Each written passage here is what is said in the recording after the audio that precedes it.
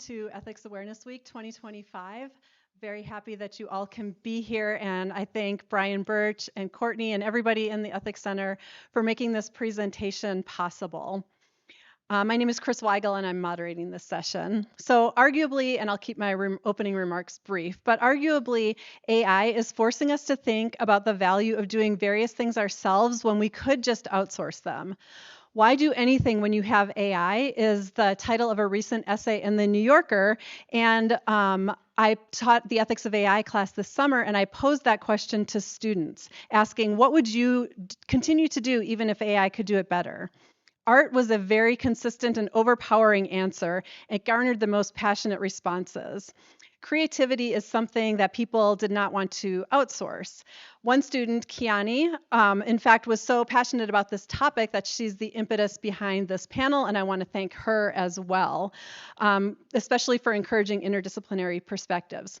So our lineup today includes 4 philosophy students and Dr. Shirin Abedinarad, and you're going to get to hear about a wide range of topics that bear on questions such as what is the nature of creativity, what is the value of creativity, what is the role of the artist, is AI a tool for creativity or does it inherently inhibit creativity, can art be moral or immoral, what is aesthetic virtue, and what are some key aesthetic virtues. So now let me introduce our first speaker. Dr. Shirin Abedinarad is an Iranian land artist who received her master's in fine art from Michigan State University, and she's also a professor here at UVU, so if anybody is interested in taking 3D design and sculpture, that's one of her main classes. Recently, she's participated in 2 prestigious international art residencies, including one near the Himalayan mountains and one in upstate New York.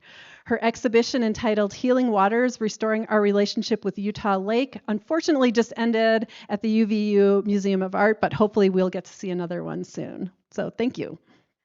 Thank you so much for the invitation, and I'm glad to be here presenting some of my experience with AI. So I will look at AI as a artistic visualization.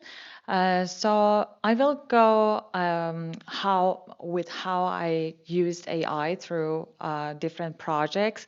This one I got an invitation to do a temporary installation art in a historical venue at Istanbul St. Pierre Church.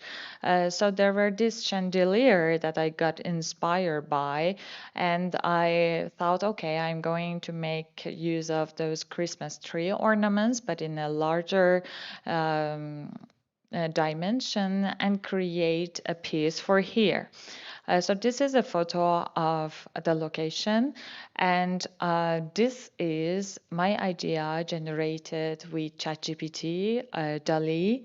So it quite took me a while to make it understand what I want, and at the end there were some mistakes, which I didn't like the shape down there, so I erased it and changed the shadows, and I also didn't like that it was a little bit oval, so I changed it like that. And then I also asked it to generate a sketch and also a watercolor, because I just had few days and we had an invitation letter, but for this kind of installation art, you never know what's happening. And I thought true, because we got informed, Michaela is my studio manager, that they were they couldn't go with the venue, so there was some problems. So that saved a lot of time for me.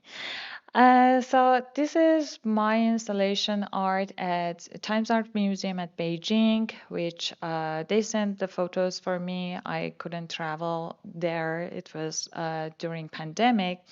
And then I got another invitation to send a proposal for Noor Festival in Saudi Arabia. So by using Adobe Photoshop Beta, which is AI generated fill and all, I created, I transfer the idea that I had to pretty much like a rendering that it is in Riyadh, and I proposed instead of mirrors, we use LED screens. So that is how I turned it, and that took me maybe 15 minutes. But rendering an original proposal for this project took me a week.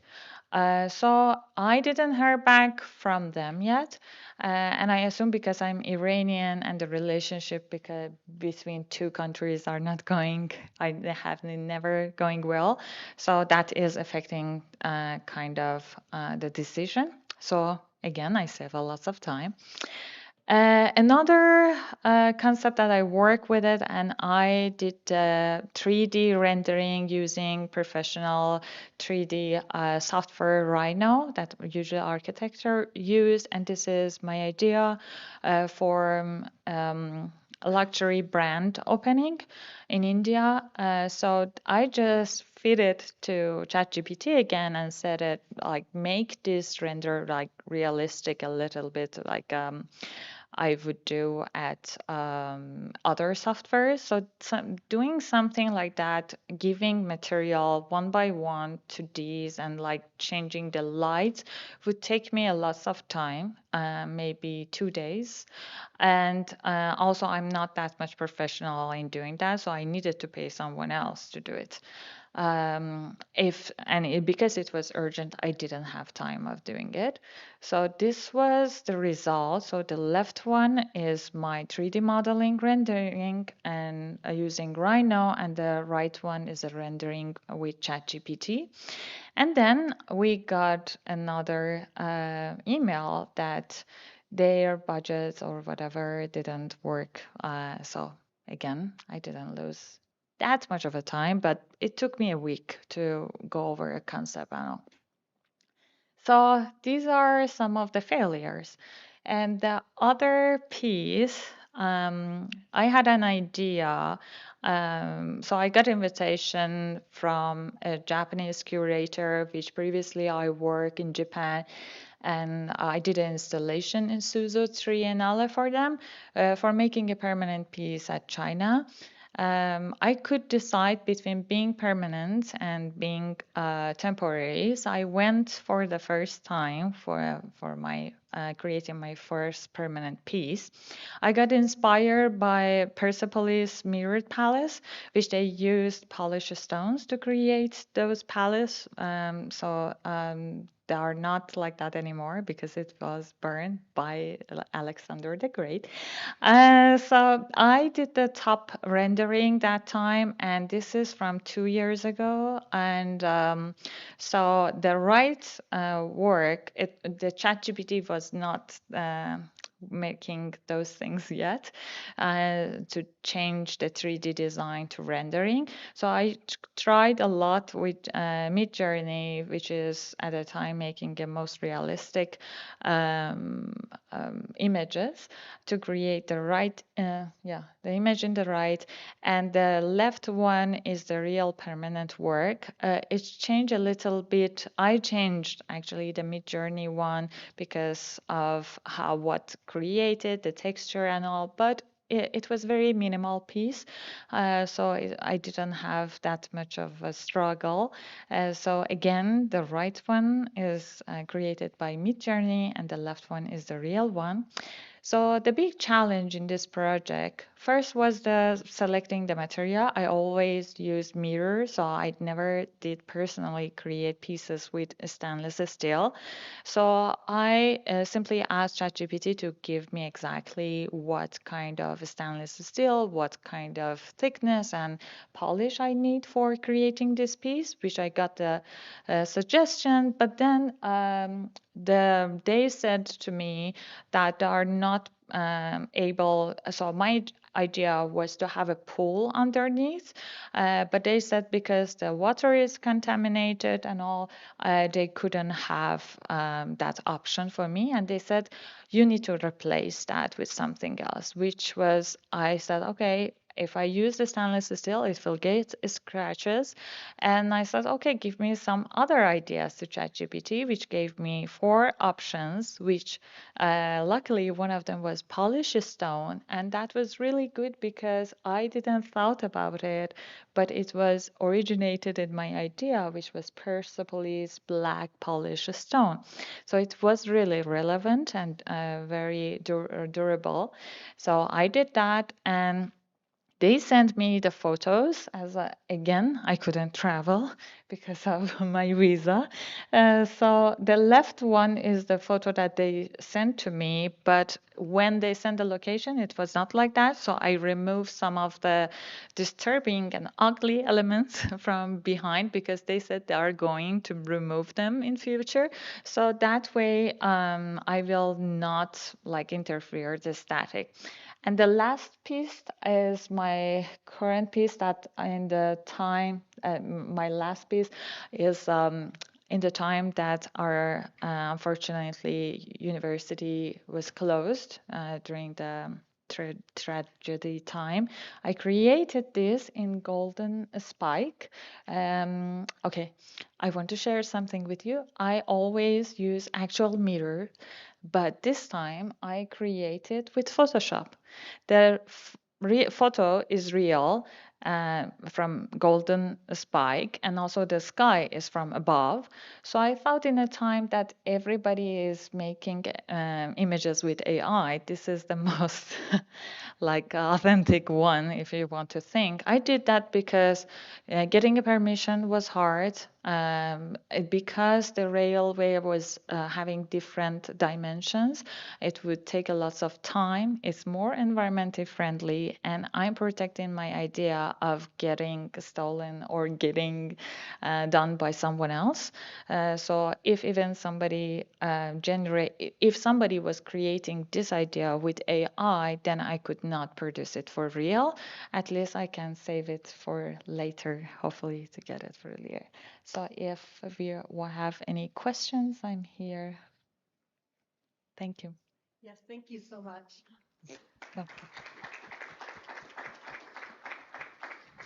And Dr. Abedinarad was not able to arrange her schedule so she could stay the whole time. So we're going to do something slightly out of the ordinary and instead just take questions for our first presenter and then move here. So we have time for maybe 2 to 4 questions.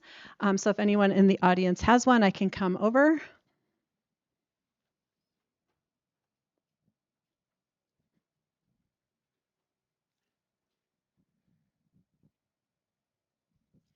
One of the things that I noticed was that the time constraint came up a couple different times, and so I know that time constraints has been a long conversation in art. People have talked about art being done too hastily or not hastily enough, taking too long, and so I wondered how AI is impacting your thoughts on that aspect of art, about the lengthy or not lengthy process of making art. Thank you for your question. I think so.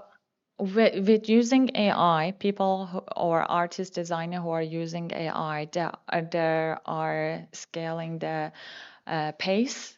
And I thought that for not losing my place where I built it through 15 years of working, I need to really be quicker than before. So maybe in past years, each year, I could only create 4 proposals, but now I'm able to weekly do 2 proposals.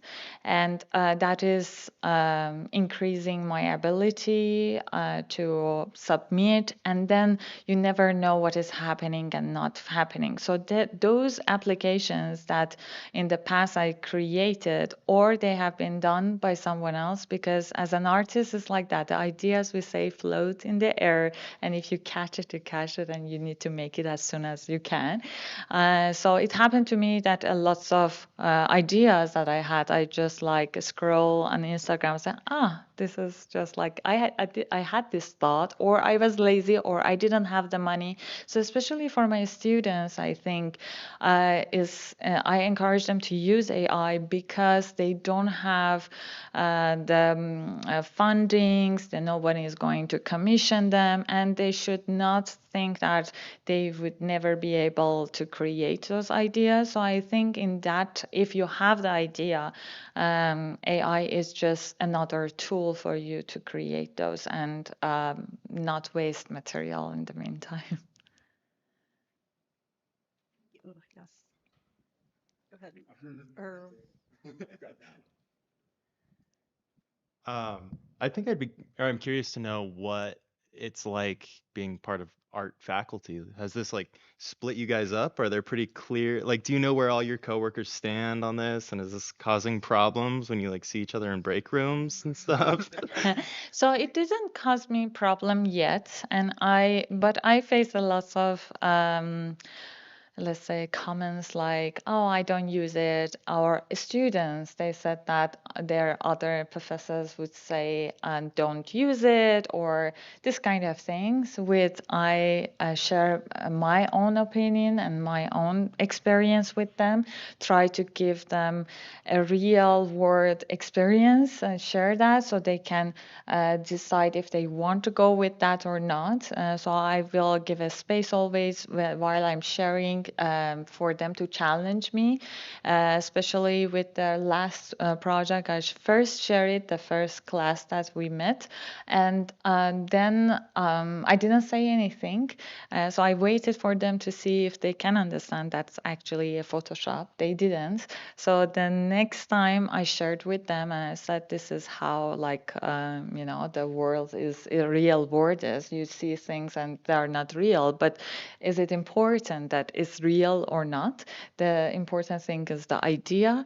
So some of them are still insisting of not using it, being concerned of authenticity, and also I'm trying to like in all of my classes, I also teach fiber art or sculpture 3, which I go over performance video art, public art, how they can have experiences that they are much near to near world rather than like or market, rather than just asking them to create and get some kind of disappointed in the future and go to other disciplines, trying to do some other stuff. That is what's happening with most of the art students. They usually don't continue doing art because it's really hard to survive. do we have other questions?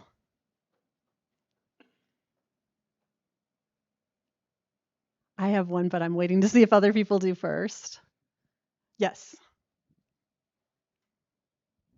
Okay, so I love how you've talked about art being important in the abstract as well as the physical sense. And it seems like in some cases even more important in the abstract idealist sense, because from the ideal is where we actually get the physical pieces.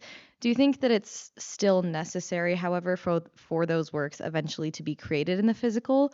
Or do you think that they have value completely and inherently in their abstract idea? Thank you for your question. So I'm a land artist, and most of my work in 15 years, they were either in isolated spaces and like outdoor in nature that nobody could witness it. So I would document it through videos and photos and share them on my website, or I would like sell the photos and printed them, have the small maquettes that people experience how the illusion with the mirrors would work. I think just creating image would be enough for me, but so I can get the opportunity by sharing my creativity online, so I can get the commission invitation, and that is how it worked till 2013 that I shared my first land art. So, but because now everything is social media, and not many people are going to galleries anymore or museums that are either in big cities, or there are fees for them to pay, or in the gallery, because they are not, especially now the market is not going that much well. A lot of galleries are getting closed, and usually either they go with say well-established artist, or very like a students exhibition that there is not that much of a sell. So I think by sharing my creativity, that is somehow getting new opportunity for having, for example, permanent pieces. So most of the time, I also did installations. I some of my land art photos, videos got sell, or the piece itself. For example, there are a lot. So I think I have 50 projects. So I'm a very, let's say, productive artist. So I think AI is helping me at least. Yeah, theorizing about AI and creativity, I think, is really enhanced if we can actually see a working artist who can use it and show us show us examples. So before we move on to the next portion of our panel, let's thank our speaker one more time. Do you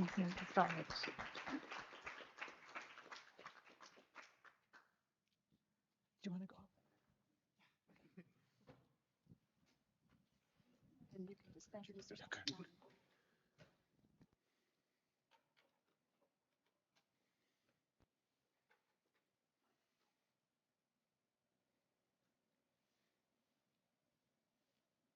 See if it's going to work here.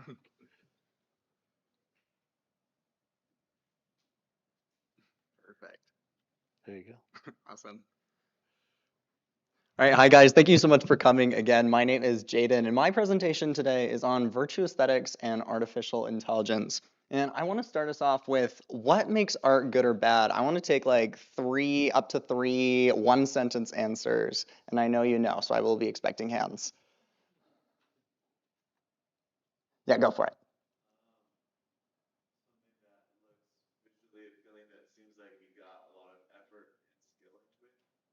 So visual appeal and effort. Anything else? I feel like maybe like rareness, or like it was, I'm trying to figure out the right word to say this, but like the most creative, like it's never been thought of before. Never been thought of before. Intention. What kind of intention? Just that you have a specific idea or metaphor or analogy or whatever it may be that you're using as medium, that it has some sort of meaning behind it. Brilliant, brilliant. And so that leads us into this story. So Picasso, he was an artist. He was at this restaurant. Now this is an apocryphal story. This probably didn't happen, but people say it did. So that's what matters. And he's doodling on this napkin, and it takes him like 5 minutes. And he's getting up to leave the restaurant. And he crumples up the napkin, and he's about to throw it away. And his waitress comes up, and she's like, "Wait, can I have that?" And he's like, "Sure, if you pay me $1 million." And she's like, "What? But you just made that in 5 minutes." And he goes, "No, ma'am. It took me 60 years to make this." So this story is important because Picasso, he would see his art not as these lines. This is the value of his art is not in the lines, it's not on the napkin, it's in his self, that he took 60 years honing his craft to be able to make this. And so that leads us to this next theory. So I want to start off with this guy's Aristotle, and he was working with the question of what is moral, what is ethics, what should be, and he argues that the right action is not, there's no one thing that is morally correct, but that what is right is in the person. And he says the right action is the action that is done by the person with virtue acting in practice of virtue. And so when we're talking about aesthetics, it's similar to ethics, but where ethics asks what's right or wrong, aesthetics asks what's beautiful or not beautiful. And in this presentation, I'll make an argument that aesthetics is in the individual, the artist creating the art. And so why don't we look at art as good or bad in itself? And to that I'd say it's very subjective. Let's say you don't like Taylor Swift's music. What am I going to say to make you think Taylor Swift has good music? It's mostly up to just individual people. But it is very hard to say that Taylor Swift is not a talented artist, that she has not spent many years honing her craft. And then if we look at the other view, why not aesthetic emotivism? That beauty is just whatever makes us feel happy. We look at art and we feel things, and that's what beauty is. And I want to take that and say no, because this is a very problematic view. If you look at the image on the right, The Birth of a Nation, if you're not familiar, this is a very problematic film, very old. It romanticizes the KKK and perpetuates very overtly racist narratives. We want to be able to say that this is bad art, but aesthetic emotivism stops us from being able to do that. Well, if we have aesthetic virtues, virtue aesthetics, we can attack this while maintaining that people can have different preferences. And so what aesthetic virtues should we cultivate? I've narrowed it down to a couple here, but this is not an end-all be-all list. Creativity, I would define as the ability to create things out of one's mind, that ability to make things, to take it from your mind and put it out into the universe. Communication, being able to share ideas, being able to help your audience understand them. Curiosity, being able to think about things in different ways, being able to disorient both yourself and your audience. And originality, being able to come up and say things and portray things in a way that has not been done before. And so what does this mean for AI image generation? I would argue that many people would say that AI image generation is either art or not art. But in this framework where aesthetics is in virtue, this isn't the case, because one could theoretically use AI in a virtuous way. And to give an example of that, I want to point to this creator. Her name is Laura Dodd. She is a kind of famous autistic Instagram creator. And she is somewhat skeptical of AI. She says a picture may be worth 1,000 words, but if the picture is generated by AI, then all 1,000 words should be profanity. But she has created what I think is a very brilliant use of AI art. I unfortunately wasn't able to find the original, so I made up some of my own. So what she would do, she would type in broad, vague prompts into a image generation model. In the top one, I put depression and gave these 3, and in the bottom one, I put schizophrenia and it gave those 3. And so what's happening here is the art is not in the pixels on the screen, but what she talks about them, and she says how we can understand stereotypes in our society based on these mental illnesses. That if we look at like images 1 and 2, we see these like normal people. Image 3 seems to be a little weird. I think there might be some racist Orientalism going on. But if you compare these like normal people on the top to these more monstrous images that we have brains and tendrils sticking out, and we wonder like, what does this mean? And we kind of create a meaning of what stereotypes does this portray. I like this because usually in AI image generation, it is a flaw. It is a hurdle to hop over, that these are kind of sophisticated guessing games, that it just uses data and it guesses what pixel should come next. But here that is like an active, we want that. We want to be able to see these gross stereotypes in our society. And so next I want to take us to examples of vicious image generation. These create vices. Vicious is a weird word, but it's just the opposite of virtuous. So we've got this weird drawing tutorial on the top left that doesn't make a lot of sense, doesn't really teach anyone how to make art. It just kind of exists for the sake of content. On the right, we also have content that kind of just exists for the sake of content, AI slop books. And then on the bottom, just active, purposeful disinformation. I think these don't cultivate virtues in the ways that we want them to. And I want to end with wrapping up what Chris started with. The first question is, Albert Camus, he would argue that the first question a philosopher must ask is, why should we not kill ourselves? Because everything you do presupposes that you should be alive to do it. And then this is kind of parallel to the next question, which is, why do anything in a world where AI can do it for you? And I want to open with this example of, we don't care who solves cancer, right? If it's an AI who does it, if it's a human who does it, it doesn't matter, as long as we have it, right? But not everything is like this, and I'd argue art is in the same way. In a world where AI can create all the art we could ever imagine, it doesn't really matter who makes that art. But it does matter who experiences that art, who experiences the making of the art. And so the only thing of actual scarcity when AI can do everything is the actual experiencer. So to you, what is most valuable is virtue. And that'll be everything for me. Thank you, guys.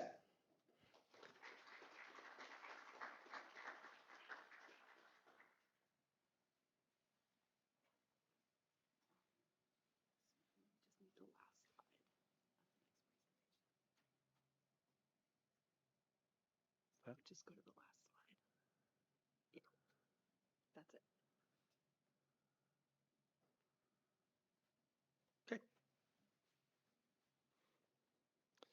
Hello, my name is Seth Reed. I'll be presenting on a couple of slogans. I'd like to address a common issue around the discussion of AI, that of bad faith or badly approached arguments. The issues of hypocrisy, vagueness, or non-factual statements are rampant in the discussion of this topic, usually on both sides. I'd like to cover some of the main arguments I'm sure we've all heard so often that fall into these categories, and display why I personally dislike them so much. My purpose in doing so isn't to demean or to dismiss those making these arguments, but to improve the quality of the arguments and the discussion surrounding them.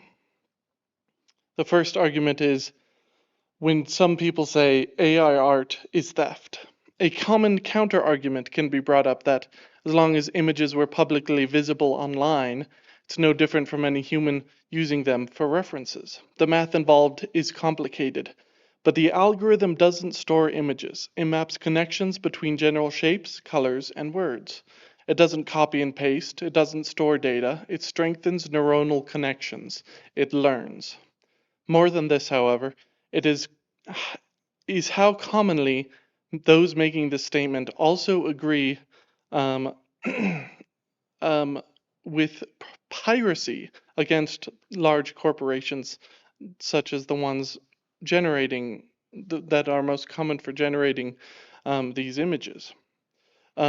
I'll not discuss the ethics of that, but it is a form of hypocrisy that is latent in this argument, that some instances of piracy or plagiarism are acceptable, but others are not, and no thought is usually given as to arguing why that is. The second argument, on the other side, some say AI is leading to the democratization of art. This argument in itself is a bit ironic. Simultaneously, it describes art as an elite world that only the rich and talented can currently exist or participate in, and that the expensive power-hungry technology that isn't going to be free forever is somehow making art available to the masses. More than that, this argument suggests art isn't something innate or unlearned within us. Yes, going to art school is expensive, but you don't need to go through school to be an artist. Even the most isolated, uneducated of cavemen once produced art. We will never need machines to create something beautiful. The third argument. Another anti-AI fear is that AI pushes out real artists from the artistic space. This one is partly true, but only because of the society we live in. Companies looking to save money will switch from experienced artists to AI-produced content. However, in the space of art, you cannot push artists out. Traditional art has never gone away and is still the most valuable type monetarily. Additionally, art is a form of self-expression, first and foremost, and only secondly as a means of monetary gain. Moreover, those who want art will commission art. Not everyone wants art, however, but a visual or auditory aid of some idea. These people are unlikely to have commissioned art even before, and instead resorted to finding existing representations they could use for free. The change for them from not paying artists to not paying artists but differently makes no change to artists. Argument 4. On the other hand, there will inevitably be those who will say that AI will create more jobs than it takes, and only those who don't utilize it will be left behind. This is a common and usually clever tactic of looking into the past and extrapolating from trends we see there. However, it falls short here. Firstly, traditional arts still exist. New technology rarely completely destroys traditional crafts, and instead makes them more valuable. Secondly, while new technology always has seen the trend of increased productivity and the developments of new fields, this time is different. We're not creating a technology that does a task. We're force evolving a subservient intelligence. There is no job we will do that it cannot, because it will mirror our abilities. That is the point. While not there yet, this time is different. There is no pattern to extrapolate from or history to smugly lay back on. We can see that the debate is rife with problems, and I'm pleased to know that there are people willing to delve deeper into why we should or shouldn't accept AI as a creative tool. The arguments I countered aren't well developed, and that's because an unfortunate number of people choose not to engage further than these slogans when stating their opinions on the matter. Each of these arguments may have a lot more depth and could be very persuasive, but we often forget that few have seen these well-developed arguments, and for convenience we repeat the slogans instead. This furthers no discussion and only serves to create more division. Thank you.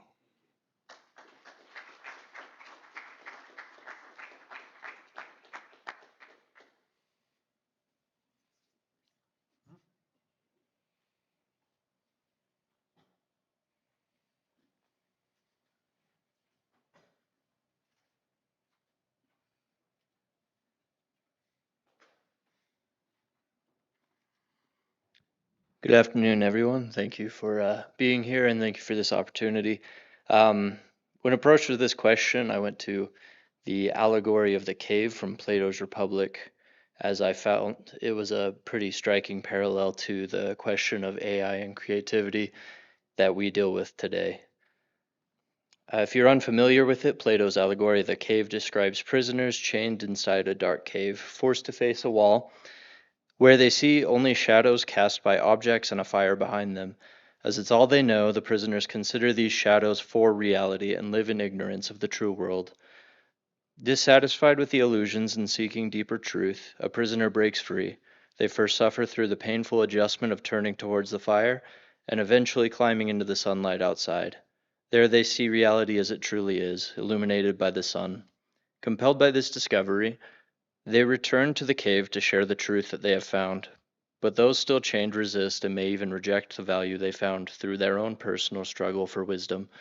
The prisoners are us, born into a world where all truth is hearsay and secondhand. We can remain in ignorance and trust the man-made fire and the shadows on the wall, or through great individual effort, we can engage with reality and come to grasp for ourselves truth and originality. This allegory serves as a valuable parallel when considering AI's role today in our creative and intellectual pursuits. I'll be focusing mostly on ChatGPT and by extension all large language models in discussing AI. These AI work by recognizing patterns in language. They are trained on huge amounts of texts and data so they can learn how words and ideas usually fit together. When a prompt is entered, the model builds a reply one word at a time by choosing the most likely next word based on your prompt and everything it has already written. This makes it good at sounding natural and correct, but it cannot understand that the way that people do. In short, it makes for some pretty convincing shadows. This diagram shows how large language models like ChatGPT are trained using reinforcement learning from human feedback. First, people provide demonstration data by writing out the kinds of answers the model should give, and the model is fine-tuned to act in accordance with these expectations. Human teams then compare different outputs to the same prompt and rank them, which you might have done yourself if you've ever used ChatGPT. It'll ask you which response you prefer. This trains a reward model that scores responses by quality. Finally, the model is optimized against that reward model by using reinforcement learning, where it tries outputs, gets a score, and updates its behavior to do better next time. These models can be very convincing to us that they truly understand the reality of subjects that we ask about when we limit its responses to areas of their expertise, such as language for ChatGPT as a language model. However, we can all perform simple experiments to show how AI language models only act to fulfill prompts satisfactorily and do not understand the source material itself. I entered these prompts Friday the 26th, 4 days ago. This first example, I asked for a wine glass full to the brim and received this image from AI. We notice in the produced image that there is quite a gap between the brim and the liquid. I attribute this to the shortcoming of its training data. It has no reference of a near overflowing wine glass in its reference data. Even the concept in some circles is outside the proper image of how wine should be enjoyed. Nevertheless, we can fill wine to the brim of a glass, or at least understand the concepts to put two and two together to imagine what that would look like, which at this moment AI is not capable of taking the creative liberty to do.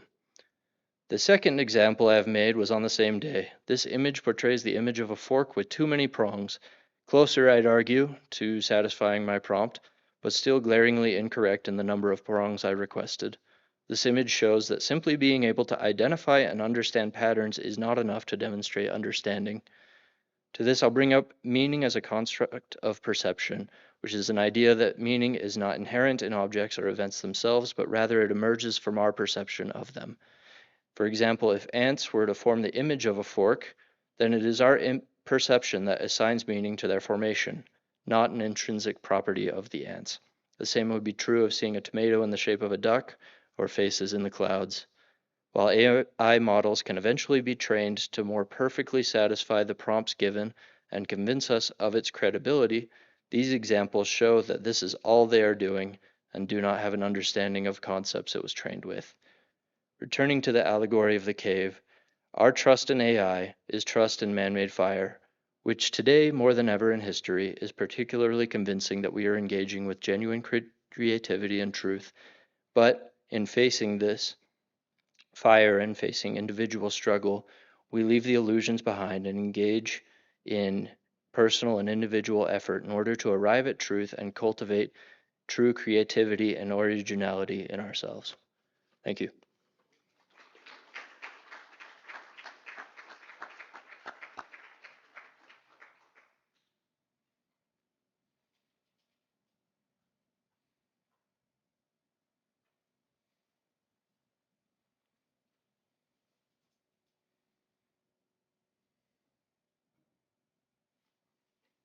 There you go. All right. Thank you so much. Um, my name's Jack. I'm a philosophy student here. And the argument I'm making here is pretty broad. It would generally be from the Continental School of Philosophy, which are usually written in the form of books, not 6-slide presentations. So if you'll stick with me, I could talk about all these things for hours and hours, but we'll go pretty quick. So first of all, general thesis, what I would encourage is for individuals and, to be so bold, larger society to make strong ethical claims about their use of AI and art, especially as it relates to the creative process, which I see as fundamentally important. So a little bit about my take on art. First of all, art is important. It's a pretty easy point, but I think it's important in a foundational way. It's important for us to understand our existence and our being as humans. It's not just a nice little cherry on top or something great to have. And it's so important that I think regardless of conditions, we should strive to create it. There will be very few people that ever have enough time or money or energy to really create art easily. But these are kind of non-consequential in this case. Art is so important that we should strive to create it as much as we can. Beyond that, art has many values, especially these days. There's a pretty pluralistic view of art, and I think that's great. I'm not going to try and pin one down. I think the important thing is that everybody has a universal access to art. Art can profoundly impact plenty of different people in different ways, but it can leave a lasting impact on everybody. And lastly, artists do a lot more than just produce. I want to stress the difference between a creative process and a productive process here. A productive process is concerned with inputs, outputs, and how to get from one to the other in the quickest and cheapest way possible. Whereas a creative process is long, it's complicated, it's driven by values, and it's driven through the artist in this scenario. So a little more about the artist. I want to clarify that I'm not suggesting we need like a starving artist. Art needs to be this classical thing where you have to suffer and toil. Artists can be normal people and they can have fairly normal lives. I think everybody is capable of art. I think that's a built-in thing to people. Artists come from regular people in regular houses and regular neighborhoods. The people that go on to become excellent artists or important artists are people that over the course of their life, through force of habit and honing as a talent, they affirm and maintain the fact that creativity and art are important things. Creativity and creating great works of art is not a one-time endeavor. You don't just erupt some magnificent piece of art from you because you were so inspired. You were like Picasso. You spent 60 years working on something, and then you got good. So I think creativity in itself is not only a process that goes into each and every single piece of art created over a lifetime, but it's a habit stretched over a lifetime. And beyond this, I think when artists create, they're gifting something to the world. And this is important from a societal perspective, because if we as a society or group bolster this kind of generous, not seeking reciprocity, giving mentality in our group, somewhere down the line, you have a bunch of individuals who are giving very generously to the group in a larger sense and to other individuals. I think this is very closely tied with the great ages of art, is this gifting and generous mentality. So my take on AI, this is nothing crazy at all. I don't think AI is magic for a lot of technology, a lot of industries. It's just the next thing. It's what's happening, which means the same rules apply to other technologies. We're pretty good at realizing that maybe we should be more careful with tech now, even if we aren't that careful in practice. But, you know, tech's getting bigger, better, faster. We're moving at breakneck speed. So we're kind of generally aware that we should be careful. I think that applies very simply. The things that are important is that AI is only great for some things. I think as long as we're applying the as long as we're okay with applying the metrics of optimization and a productive process to something, we can go ahead and use AI for it. Software, technology, science, things where those are great, fantastic. But that might not be the case with art. I think when we apply AI to art, we're doing something fundamentally different than other technologies. And that's because, say we are, as we have been, applying AI to the process of making art. It now becomes an extremely productive process. And from that same metric, it's great. We're doing fantastic. But in my view, art is not and should not be a productive process. It's a creative process. So essentially what's happened is AI has taken the creativity from art, usurped it, replaced that artist, and now we have a wonderfully productive process of something that looks like art, but I really don't think is art. I think this is a pretty tragic misstep. In my mind, what this says about us as people not wanting to make ethical claims about it or being the people who negligently use AI with art is that we don't care about art as much as we thought we did. We think we care about it and we say we want to pursue it, but when conflict comes up and it's difficult and it's stressful and we all of a sudden have the means to not do that, we jump at it. And I think this is kind of a terrible way to look at it. I think a lot of people here would seek to make progress, and overall, that's what a lot of people who are suggesting AI should be married with art are suggesting. But I don't think we make meaningful progress there. I think if we are to make meaningful progress in art with AI, we should first be more careful of our humanistic values. And this is where that universal judgment comes in. We can all say that we want something to stay about art, or there's something important in art that we want to preserve. And we can ask ourselves, and shouldn't be afraid to answer that question, in strong ethical terms. Beyond that, I think once we kind of have an understanding better than what we do now, if we are to apply AI to art and seek to make progress through that, we should go for strength of an artist versus ease of art. I think this is how you meaningfully make progress in something. It's not by removing the roadblocks and just kind of walking past it and forgetting about it. It's by becoming stronger yourself, becoming more capable, and actually overcoming a problem. So just to finish off, this is a piece called Flaming June. It's my favorite painting of all time. It's on display at the BYU MOA, so you can go see it for free until January. I think it's stuff like this is why we're here. This is what excites me. This is why I'm excited about art, and I hope that we can use AI in a way that will allow people 2 or 3 or 500 years from now to still look at pieces and think they're beautiful. So thank you for your time.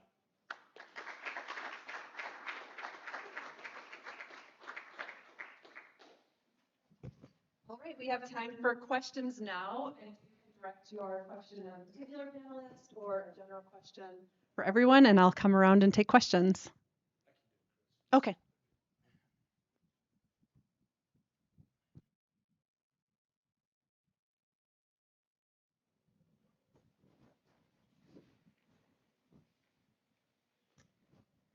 My question is for Jaden. So you brought up a good point of like it doesn't matter who creates the art. Can you repeat what you meant by that?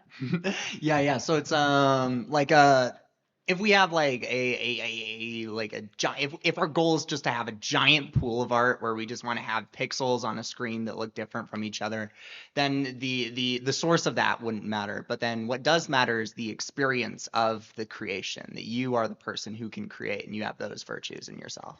So is it good to experience good and positive things from like Hitler's art? I think if we look at like my example of like how we can look at maybe problematic AI images that might perpetuate certain narratives, I think yeah, maybe there is good to be done even from examining like the birth of a nation. I think there we can learn things from that and we can become better artists, but that we remove whether it's good or bad from the art itself when we criticize what the experience in our minds and of the creator. So what does that look like when like looking at like Hitler's art? Yeah, so that might look like this is such an experience that they have there's a famous, I forget what it's called, but they portray like German Olympians in this like very superior Aryan supremacist way, and to be able to look at that and see these heroic depictions of this like the peak of Aryan society and wonder what that feels like, but to maybe even see that in ourselves, that we might want to put ourselves and our society above other people and wonder how easy that is. And this is just one example of many ways we can look at these things and be able to come up with not just creative virtues, but also moral virtues as well.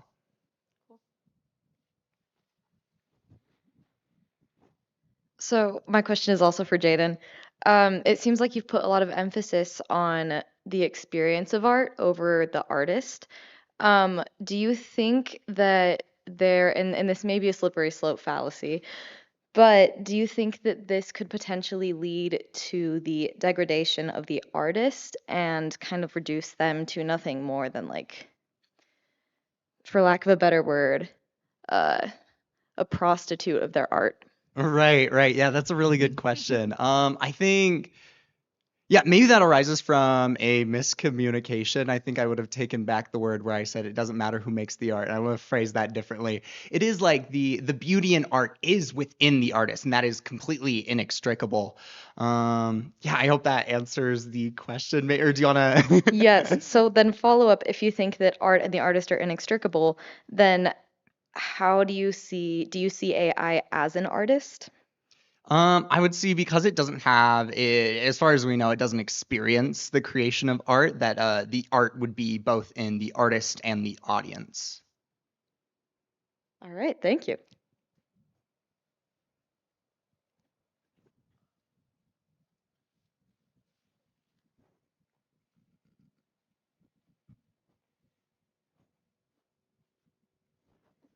Oh, again.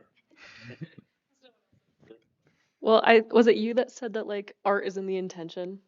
Yeah, I would say like I think AI isn't an artist because like the intention behind it is just to make the prompter happy, and like it's hard to know, it's hard to like think Hitler's art is like great art. We like don't know what his intention was, you know? What do you have to say for that?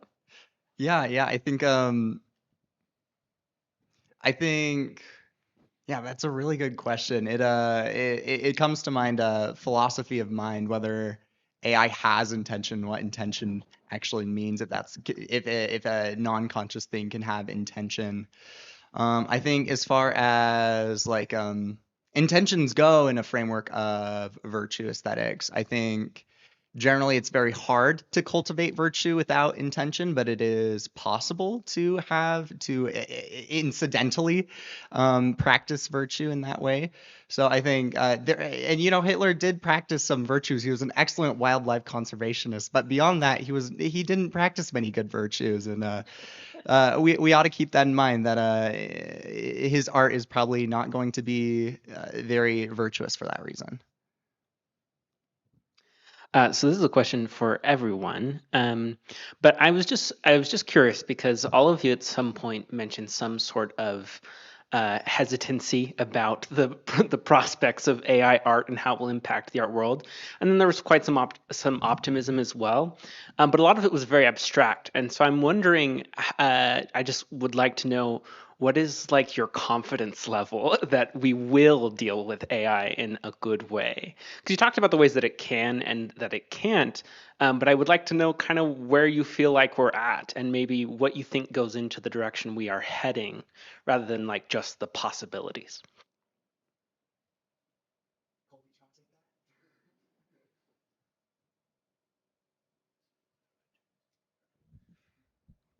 Hi. Hello. I think that's a great question, and honestly, to look at things realistically with how society is going, we place value and ability to produce value above all other virtues. And so I see this expediency of creating value in an artistic world and churning that for value as being a problem that will spiral and continue. However, I was brought to light about this just today. There were a couple recent studies, one from MIT about the overuse and over reliance of AI in your own self causes like a mental atrophy or an atrophy of skills.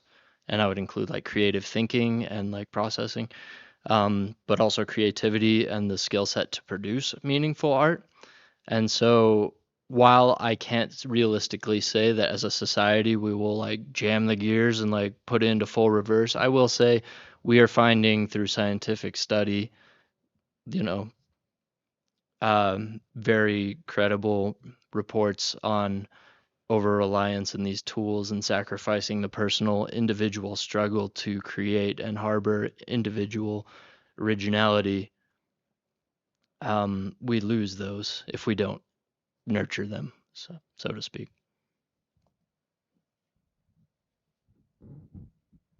For me, I think I have low expectations and high hopes, I guess. Um, in a similar way, I think we've unfortunately moved our society away from of framing it a different way of coming to a higher education as a means of self-betterment, and instead using it as a place where we can then create more value in society. Moving away from the liberal arts as a way to be better as a person and do better things in your life, to using that as a means to get a better job and produce more quality or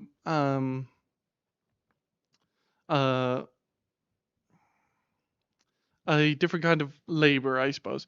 But I guess I also think if society were to change at all for the better, I think we would have a lot more generous prospects. But I do think the technology in itself is very interesting, and it's more about how we use it, I think, than about its existence in itself.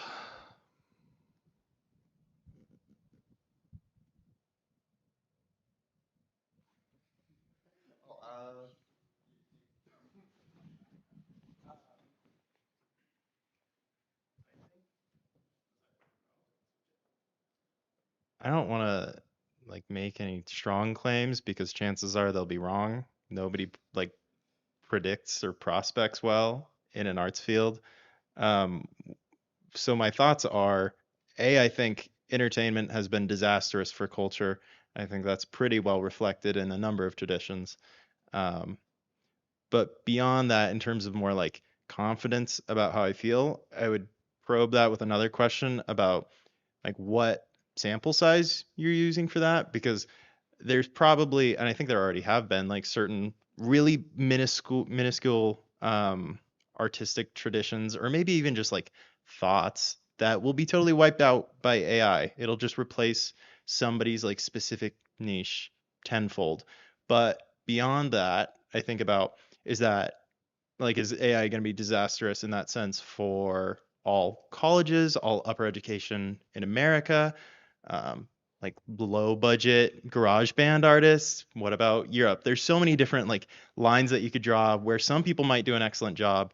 I think overall it's just kind of like I have no idea what happens. There's really specific ones that you could probably get into where it's like this is highly at risk because of this isn't.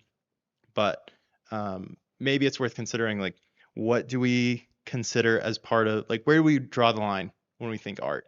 Do we think about art galleries in our city?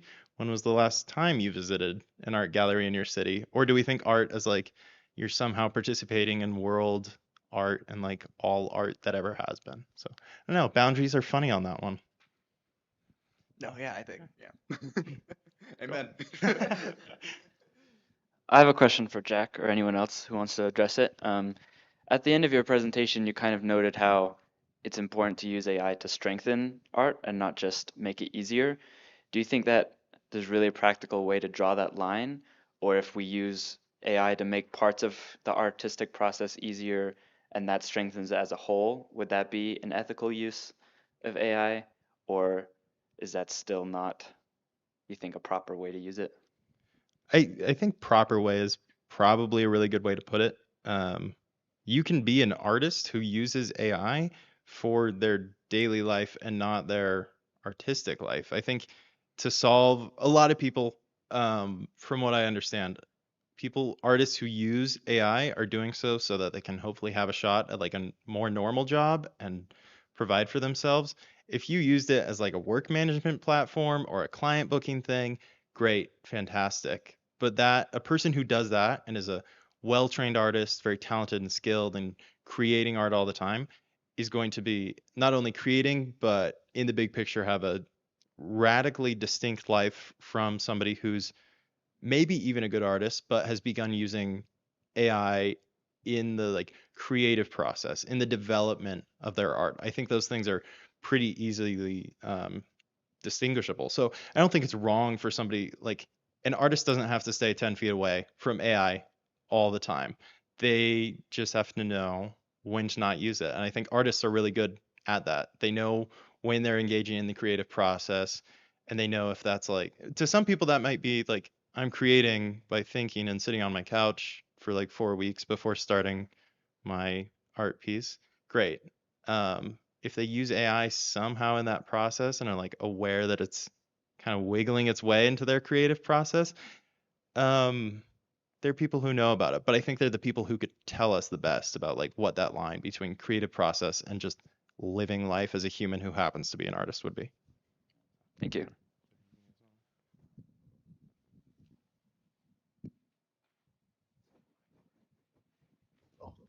Thank you.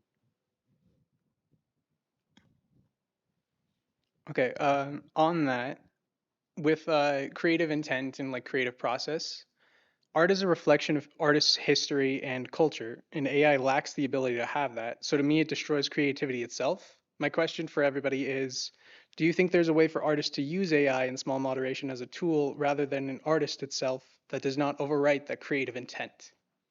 And if so, what would that even look like?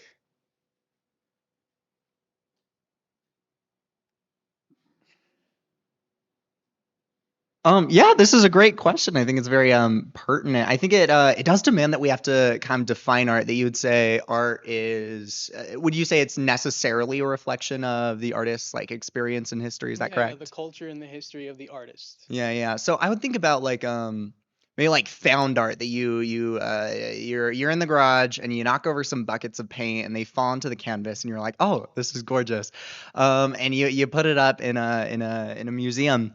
I think maybe like I do think there's still history and experience there because it's your history and experience that makes you see that as art, that you find that there's something good in that this accident. I think maybe the same could be true of AI art, that it's our history and our experiences that make us see AI art as something useful in that same way that we would look at that canvas. And so it's less about the actual making of and more about the experience of, if that makes sense. Yeah, you guys can take.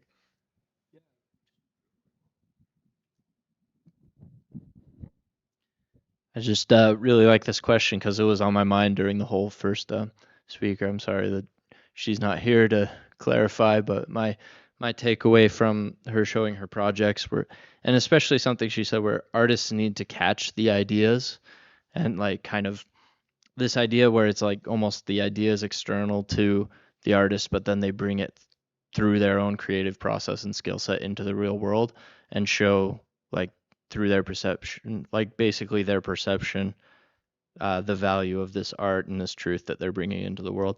And where I would say AI is valuable in this process is helping to catch those ideas, but not in like finalizing them or prescribing certain elements of the ideas. It doesn't seem like it helps creativity when it's coming up with the portions of the ideas itself.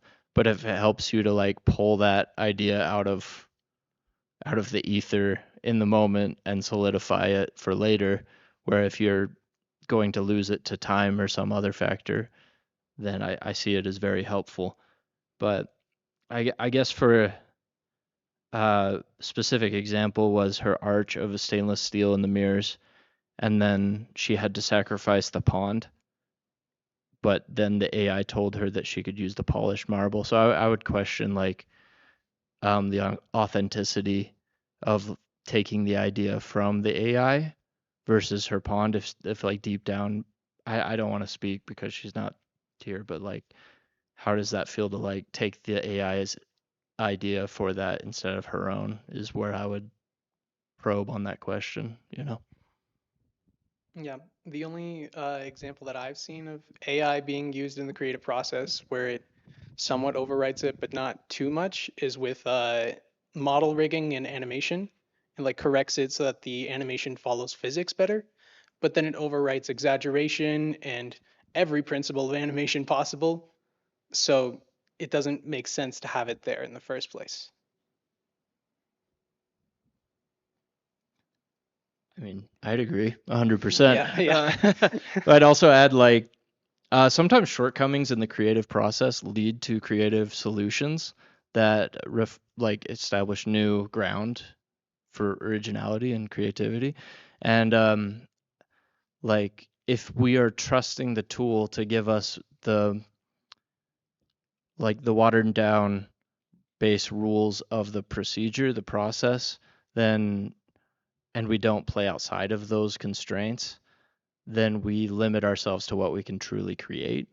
I think like Picasso was a big example of like breaking the norms and finding like beautiful expressions of creativity that were like profoundly groundbreaking in the field. And if we just learn everything from AI and we're taught like all of our concepts to create something come from that, then I'd question if something like what Picasso created could even like be possible if you were like trained purely through AI. Yeah. That's the end of my question. Thank you.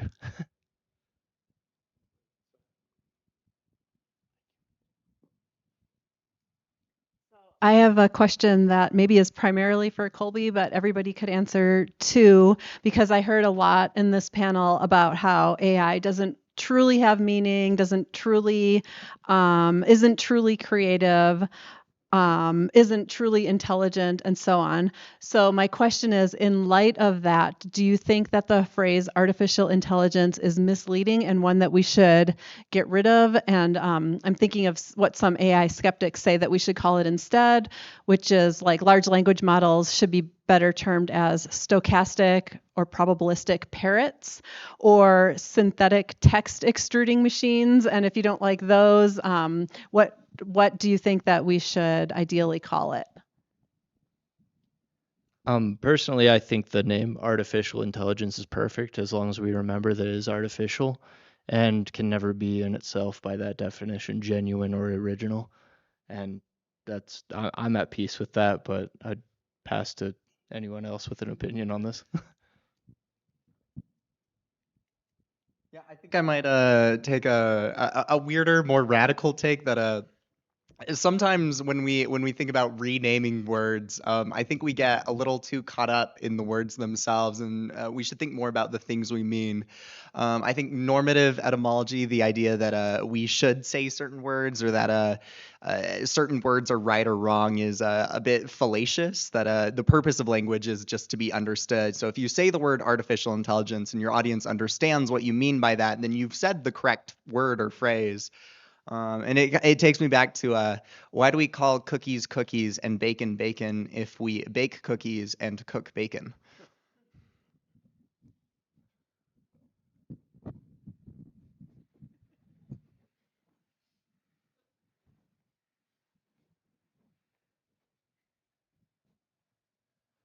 So if someone has there's two pictures and one was artificially made with artificial intelligence and one was made by an artist with a lot of passion.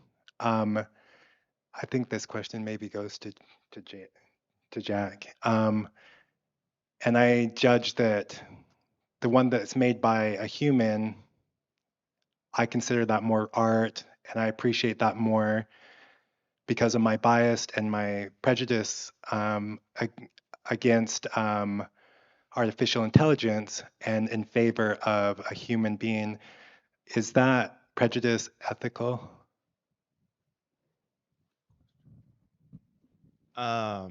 Ethical prejudice, it to me, in my mind, I think it just sounds like an ethical claim that you could make. I don't think it has to necessarily be a prejudice. And it kind of reminds me of when people talk about art, there's always somebody who brings up a counterpoint that's like, but if I had two pictures and one was really awesome, you couldn't even tell it was AI, what's the point? And that's a really weird point to bring up because for, I don't know, since the beginning of human history, we've tried really hard with technology to understand the world around us that we can't reasonably comprehend better with technology. I mean, people hung out in caves for tens and thousands of years with no understanding of anything and started to make progress when we started understanding what was happening that we couldn't see. And so I think in that same light, we can make a similar investigation with ethics right now, where we have the ability to see all those things, to understand and to actually create things so synthetic that they're like something real. I think it's reasonable to say that we could use ethics as a just as good means of discovery at this point in time to understand that world around us. And so making an ethical claim there, I don't think it'd be a bias at all. I think it'd be the thing you should do, actually. And in my view at least, you should have an awesome bias towards human-made art. Thank you. I think I would agree in a slightly different way. I think kind of looking at the way we currently value art, such as the difference between like traditional paintings and photography.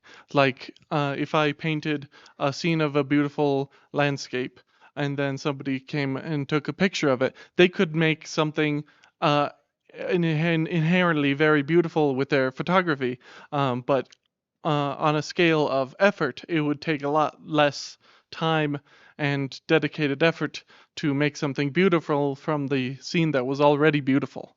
It would take a lot more effort to translate that through brushstrokes and the like. And so with AI, we could make something beautiful, but it wouldn't take very much effort, and we wouldn't respect it very much because the person putting in the person creating more or less the work of beauty there would be not putting very much effort into it themselves, and so probably not very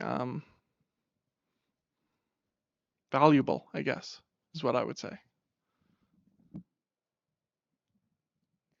Okay, I'm gonna double down on this sort of grasping on like artists recreating pieces of nature.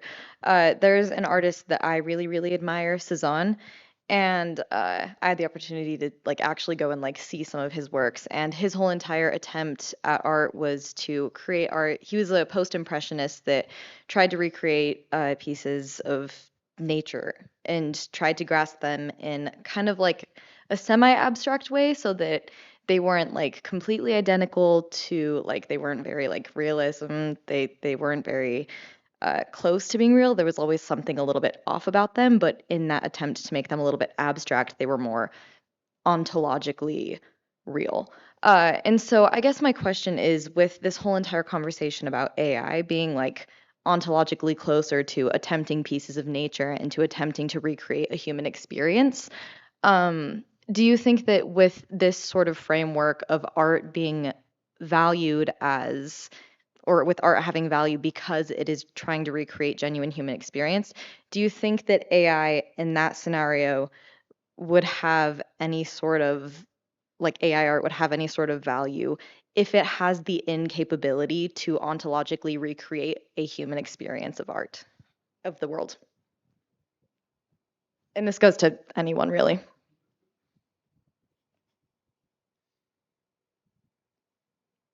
Could you rephrase the question a bit? Yeah. So it seems like with like a lot of artists, the goal is kind of to, again, as Jack was kind of saying, to try and recreate the world around us, try to understand the world around us.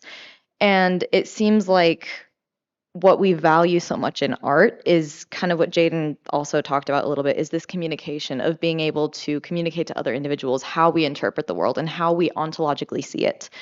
And I think that AI, as we've also discussed, having no human framework, AI has the incapability and the inability to understand the human experience of the world. So, what bearing and what value does AI art have in that scenario? I have two kind of answers to that. One is a fully embodied human. Um, we still, while we produce realistic things, another very valid and what I find quite captivating is surrealist art, something that is completely throwing away the real world.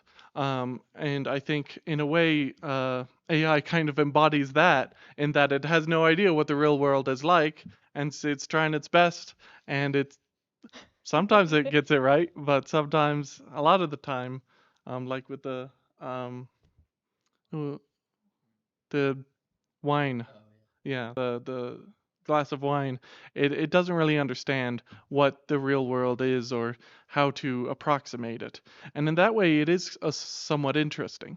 On the other hand, it's also like I also wonder, there are people missing their senses. Certain senses or body parts, and the way they create art is different from other artists. And in that way, it's kind of like how much more of an artist is someone with all their senses and limbs than someone without all of those. In my mind, the way I'm kind of hearing your question is that we could say maybe different models of AI or like hypothetical models of AI are maybe comparable to different schools of art. And like that's the current thing that's happening. It's kind of driving the tradition. Anyway, I think I would kind of ignore the specificity in either of those and go from a universal perspective to say that if AI were hypothetically able to do that, what it would necessitate is that AI has a comparable experience to a human. And then I think you just kind of get a problem where it's like, okay, so if we can like generate a human and call it an AI, sure, but then don't we just have a human? So I think like up to that threshold, that like 99.9%, it's like absolutely no. And then once you get past it, it's kind of non-consequential because now you just like have a whole new issue in my mind. So it boils down to like a universal thing rather than a particular judgment that you can make.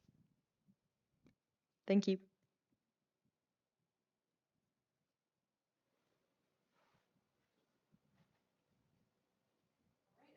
Appreciated this discussion. It's been wonderful, and let's thank everyone one more time. Thank you.